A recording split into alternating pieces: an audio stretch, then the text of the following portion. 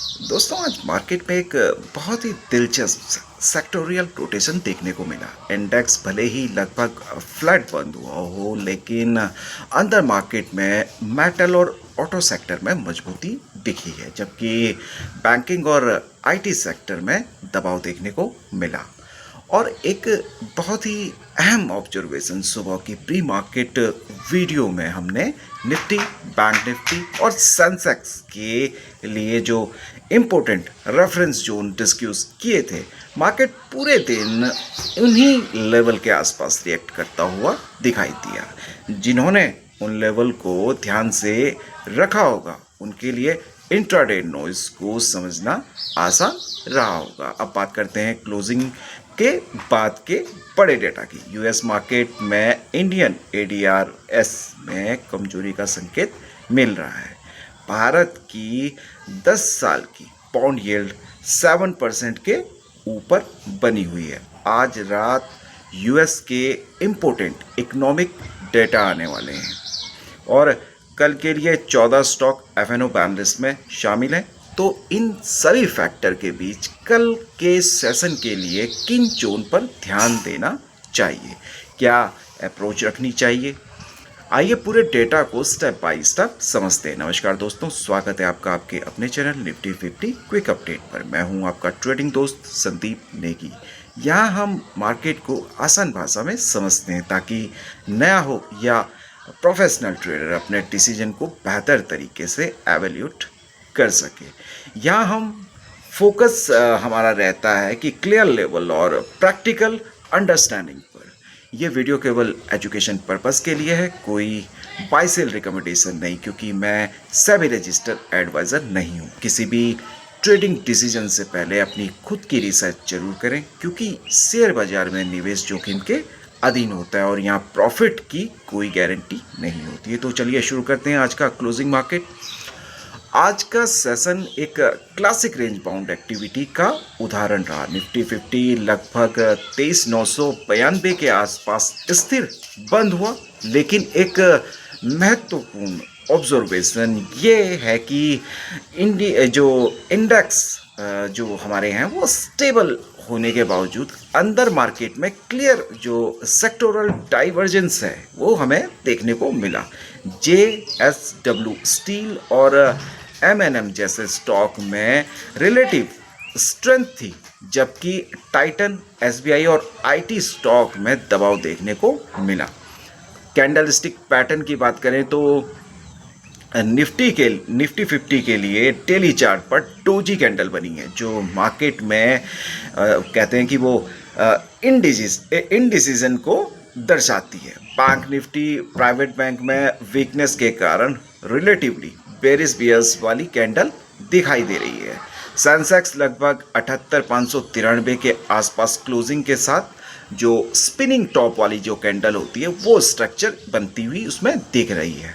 ठीक है दोस्तों, अभी तीनों इंडेक्स इसी जो स्ट्रॉन्ग एक डायरेक्शन और जो कहते हैं कि ट्रिगर का इंतजार करते हुए दिखाई दे रहे हैं। अभी ग्लोबल साइड पर इस समय नाचो ट्रेड की चर्चा है, जहां मार्केट जो पार्टिसिपेट हैं, इंगेजर हैं, ये मानकर चल रहे हैं कि जियोपॉलिटिकल जो सिचुएशन के कारण स्ट्रेट ऑफ हॉर्मुज में अनसर्टिनिटी बनी रह सकती है। इसका असर क्रूड ऑयल प्राइस और बॉन्ड यील्ड पर देखा जा रहा है। भारत की 10 ईयर बॉन्ड यील्ड 7% के ऊपर बनी हुई है, जो बैंकिंग सेक्टर के सेंटीमेंट को प्रभावित कर सकती है। यूएस मार्केट में इंडियन एडीआरएस में भी वीकनेस के संकेत मिल रहे हैं। एचडीएफसी बैंक, आईसीआईसीआई बैंक और इन्फोसिस ऐसे सिग्नल अगले सेशन की ओपनिंग सेंटीमेंट को प्रभावित कर सकते हैं। खासकर बैंक निफ्टी में आज रात यूएस के दो इम्पोर्टेंट डाटा पॉइंट आने वाले हैं। ISM service, PMI JOLTS job opening. इनका असर ग्लोबल सेंटीमेंट और उसके ज़रिए इंडियन मार्केट पर भी देखा जा सकता है। अभी कॉर्पोरेट साइड पर PNB के रिजल्ट में प्रॉफिट ग्रोथ देखने को मिली है, जिसका असर PSU बैंकिंग स्पेस में सेंटीमेंट पर पड़ सकता है। ठीक है दोस्तों, अभी मैक्रो ने जो इनपुट कॉस्ट प्रेशर की बात की है, जो एफएमसीजी सेक्टर के लिए एक मैरिको, सॉरी मेरे बोलने में थोड़ा कन्फ्यूजन आ, मैरिको ने, मैं तभी सोच रहा था कि एक ऑब्जर्वेशन पॉइंट है F N O ban list के लिए। अगर देखें तो 14 स्टॉक कल के लिए F N O ban list में शामिल हैं, जैसे कि Bandhan bank, IEX, RBL bank, ABFRL India और वो अपना सीमेंट, इंडिया सीमेंट आदि।